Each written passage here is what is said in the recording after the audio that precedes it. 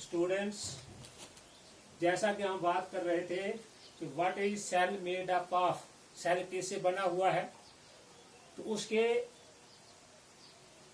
3 main components के बारे में हम डिस्कस कर रहे थे।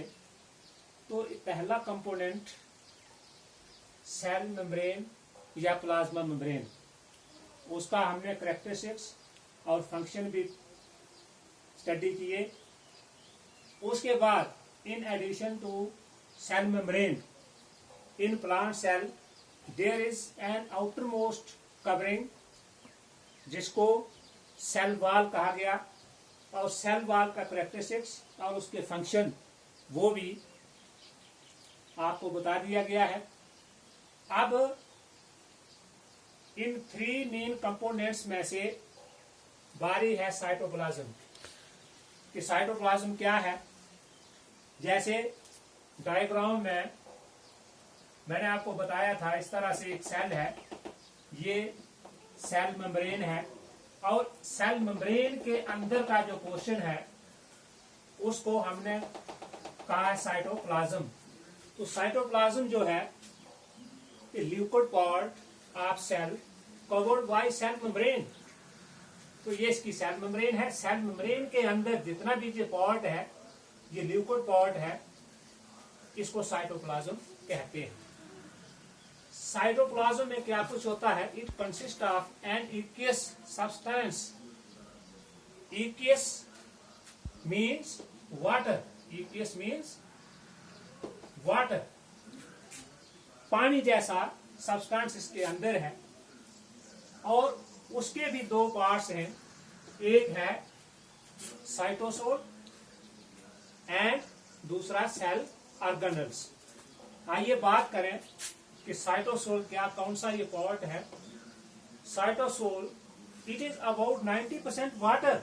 जैसे जहां पर कहा गया कि ये साइटोप्लाज्म जो है 21 मतलब पानी है इसमें, तो ये जो साइटोसोल है ये यूकेस मतलब वाटर है, कितना 90% वाटर है, which contains small molecules forming 2 solutions. और ये जो 90% वाटर इस साइटोप्लाज्म में है जिसको साइटोसोल कहा गया है, और इसी में बाकी के जो स्मॉल मॉलिक्यूल्स हैं जैसे सॉल्ट्स हैं, शुगर है, अमीनो एसिड, न्यूक्लियोटाइड्स, विटामिन्स और दूसरी गैसेस भी इसमें डिसॉल्वर्ड हैं, किसमें? साइटोसोल में। और साइटोसोल में अदर लार्ज मॉलिक्यूल्स, कुछ छोटे मॉलिक्यूल्स जैसे ये बता दिए आपको, amino acid, nucleotide, vitamins, dissolved gases वगैरह, ये स्मॉल मॉलिक्यूल्स हो गए। इसके अलावा कुछ बड़े मॉलिक्यूल्स भी होते हैं, साथ ही प्रोटीन्स वगैरह वगैरह, ये सब साइटोसोल में है। Cytosol is part of cytoplasm. अब इस साइटोसोल का काम क्या है? It acts as a store of vital chemicals. ये जितने भी इसमें जो न्यूक्लियोटाइड्स, अमीनो एसिड्स वगैरह जो पाए गए हैं, ये इनका एक स्टोर है, एक भंडार है। विटल केमिकल्स में पाए जाते हैं amino acids, glucose, vitamins, ions etcetera. और नंबर 2 इसका जो बड़ा फंक्शन है, सिंथेसिस ऑफ फैटी एसिड्स। जितने भी फैटी एसिड्स हैं, न्यूक्लियोटाइड्स हैं, सम अमीनो एसिड्स जो है वो सब के सब इस पोर्शन में ही बनते हैं साइटोप्लाज्म में। मतलब जो यूकेस पार्ट है, वाटर वाला जो भाग है, 90% वाटर, साइटोसोल में ये सारी चीजें बनती हैं। अब दूसरा पार्ट जो हमने इसमें बताया गया है वो सेल ऑर्गेनल्स। कौन से हैं? Cell organelles. तो सेल ऑर्गेनल्स, साइटोसोल और सेल ऑर्गेनल्स ये पार्ट ऑफ साइटोप्लाज्म है। तो cell organelles, cell organelles, organ से बना ऑर्गेनल्स। तो ऑर्गेनल्स हो गए वेरी स्मॉल पार्ट। कौन से? Small organs, small organs of cell. घबराने की बात नहीं है कि सेल ऑर्गेनल्स क्या है। Organelles mean very small organ of cell के स्मॉल ऑर्गन है ये, जो फ्लोट करते हैं, फ्लोट्स इन साइटोप्लाज्म, ये साइटोप्लाज्म में ही होता है।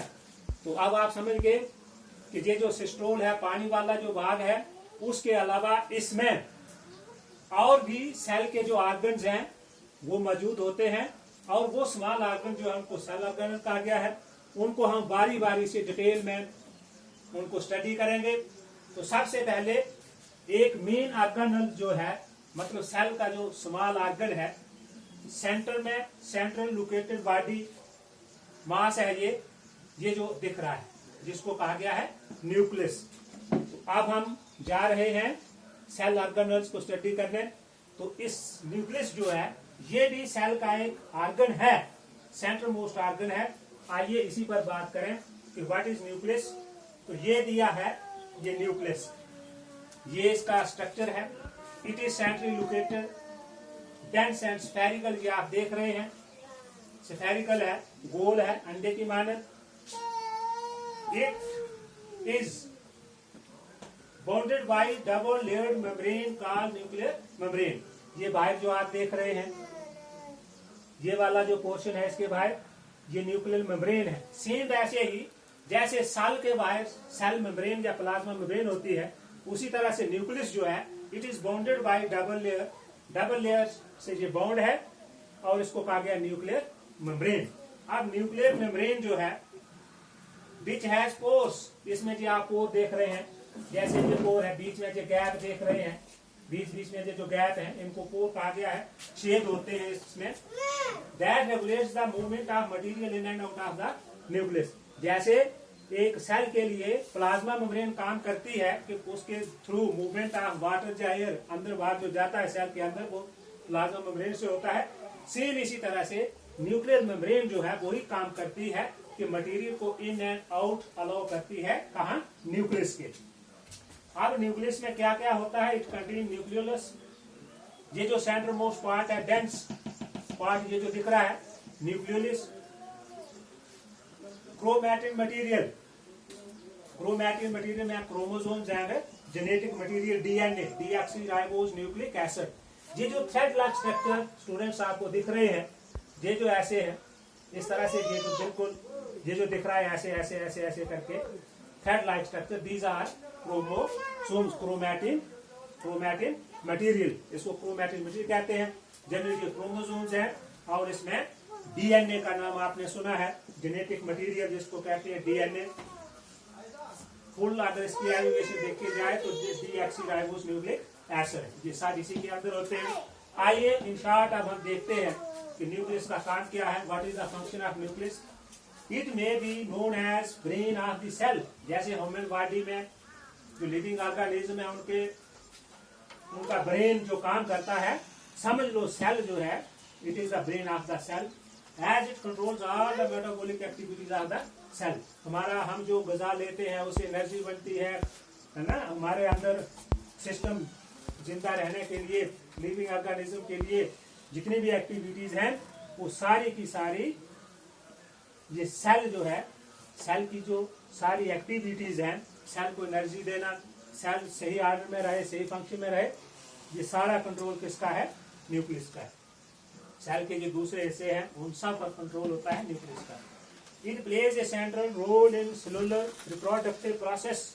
ये बात बड़ी एक इम्पॉर्टेंट है याद रखने के लिए कि ये जो न्यूक्लियस है ये सेंट्रल रोल प्ले करता है सेलुलर रिप्रोडक्टिव प्रोसेस। अगर आप याद करें कि सेल थ्योरी को, जो फर्स्ट सबसे पहले आपको बताया गया था सेल थ्योरी में, तो वहां पर एक साइंटिस्ट थे रुडोल्फ विर्को, जिन्होंने एक थ्योरी दी थी कि new sales come from pre existing cells, के पहले जो मौजूद सेल होते हैं उन्हीं से नए सेल बनते हैं। तो उन्होंने शायद इसी न्यूक्लियस को स्टडी करने के बाद ये बात सामने आई थी कि ये reproductive part of the cell है, यानी कि न्यूक्लियस से ही नए सेल बनते हैं। कि एक न्यूक्लियस जो है सिंगल सेल डिवाइड हो जाता है एंड फॉर्म 2 और मोर सेल्स। तो ये किसकी वजह से होता है, न्यूक्लियस की वजह से ही होता है। ये आप हायर क्लास में पढ़ोगे, ये माइटोसिस और मोयोसिस सेल डिवीजन जो होती है, किस तरह से सेल बनते जाते हैं, तो ये आप नेक्स्ट पढ़ोगे। तो ये क्रोमोसोम्स जो न्यूक्लियस के अंदर ही होते हैं, सारा काम जो है उसी से होता है। The chromosomes in the nucleus transmit hereditary features from parents two of springs. तो ये बात आप समझ गए कि हमारा जो डीएनए है, जैसे पेरेंट्स के जो फीचर होंगे, उनके जो यंग वंस होते हैं, उनके जो आगे बच्चे होंगे, वो अपने पेरेंट्स के आइडेंटिकल ही होते हैं। कुछ ना कुछ क्वालिटीज, फीचर्स, खासियत जो है वो मिलती जुलती होती है। तो ये सारा कौन ट्रांसमिट करता है?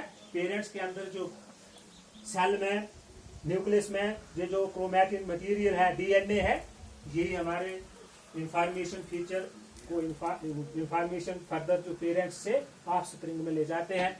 तो ये था कुछ basic concept, what is nucleus और साइटोप्लाज्म। ये तीन मेन कंपोनेंट थे। सेल मेम्ब्रेन, सेल वॉल आपको पहले समझा दिया गया है। साइटोप्लाज्म और न्यूक्लियस, ये न्यूक्लियस बड़ा इंपॉर्टेंट बेसिक बातें हैं। मुझे उम्मीद है कि आप ध्यान से ये स्टडी करोगे। थैंक्स।